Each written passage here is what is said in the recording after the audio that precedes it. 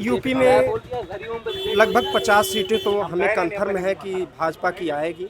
जितनी भी सीटें थी उससे कम हो रही हैं सर, इतना जान लीजिए। सर ये तो समय बताएगा जब 4 तारीख को काउंटिंग होगी तो सरकार चाहे सर जिसकी बने, कुछ कहा नहीं जा सकता है सर। 2020 का खेल है इस समय। 6 महीने में प्रधानमंत्री चेंज होगा। देखिए गठबंधन में सरकार चल नहीं पाएगी। ये बताइए कितनी सीटें आ रही हैं बीजेपी? जितनी भी सीटें थी उससे कम हो रही हैं सर, इतना जान लीजिए। किस तरह से? हर जगह से सर।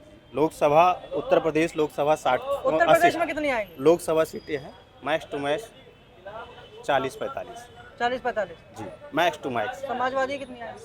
समाजवादी और क्या कहते हैं बसपा तो मान लीजिए वो जीरो के बराबर है। बसपा की सीटें नहीं आ रही। यूपी में कितनी आ रही है? सर यूपी में लगभग 50 सीटें तो हमें कंफर्म है कि भाजपा की आएगी।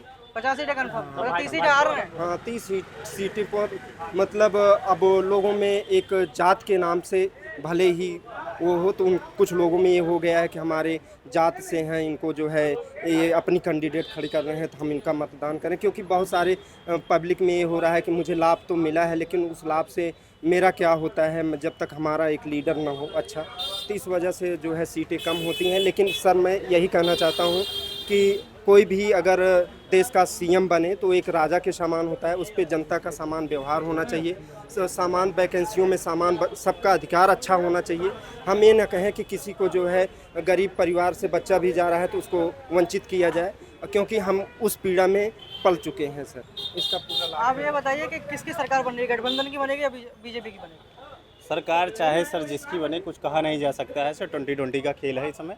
50-50 का, सॉरी 50-50 हाफ उनके भी चांस है हाफ उनके।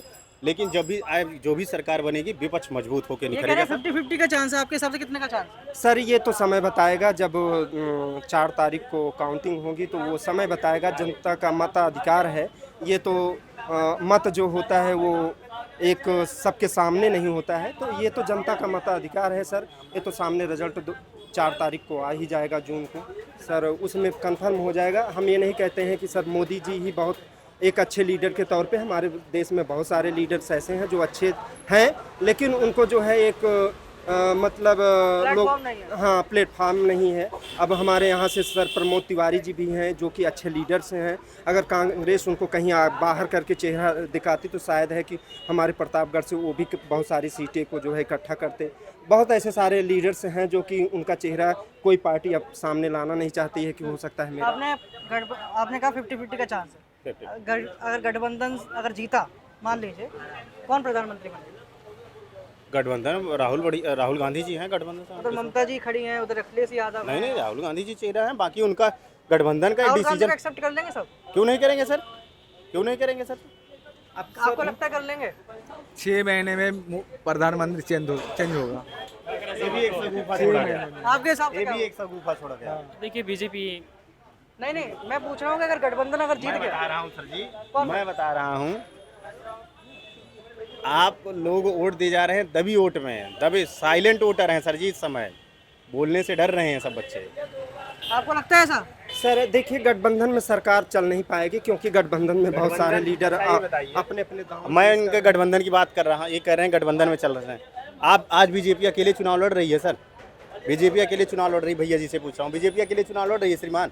नहीं लड़ेगा, उसका गठबंधन है ना। बीजेपी का क्या है कि बीजेपी की मेजोरिटी में सीट आ जाएंगी तो उसे उसकी एनडीए की जरूरत भी नहीं है उसे। तो मेजोरिटी कहाँ सर जी, कहाँ? जैसे 2014 में 2014 सीटें चाहिए होती। 2014 2019 आप देख चुके हैं। इससे ज़्यादा सीटें नहीं आनी है सर जी। ये इनका हाईएस्ट था, मार्जिनल था, क्यों ना सीमांत होता है, सीमांत है। इसके बाद इनकी पार्टी मतलब एमपी कम ही होने हैं सर।